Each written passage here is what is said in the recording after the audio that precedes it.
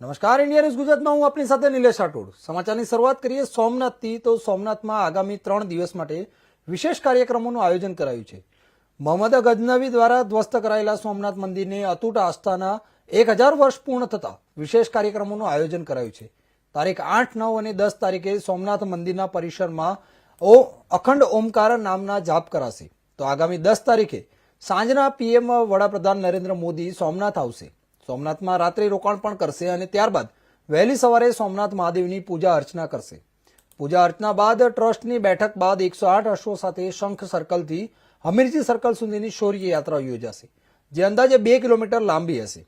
ત્યારબાદ દેશભરના લોકોને સોમનાથ અને સોમનાથ સાથે જોડાયેલા આસ્થાનો સંદેશ આપવામાં આવશે, જેમાં સૌરાષ્ટ્રના અલગ અલગ જિલ્લાઓમાંથી જનમેદની ઉમટી પડશે।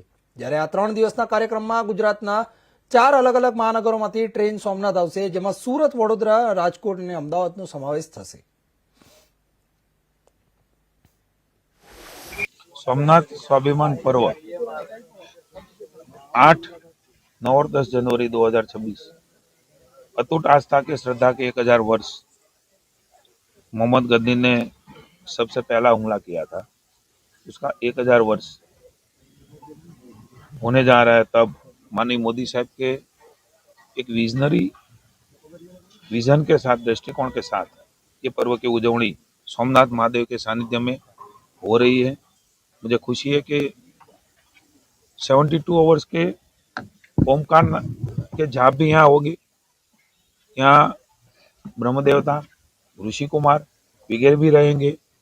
4 अलग अलग महानगर से ट्रेन आएगी, रोज एक ट्रेन आएगी। सूरत, राजकोट, वडोदरा और अहमदाबाद से। उसमें जो धार्मिक संस्था के साथ, धार्मिक मंडी के साथ जुड़े हुए लोग भी आएंगे।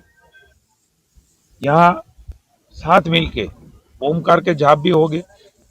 पीछे जो सी है वहां भी बोट, हमारे सब एसोसिएशन ने बोला कि वहां पे। સમાચારમાં આગળ વાત કરીએ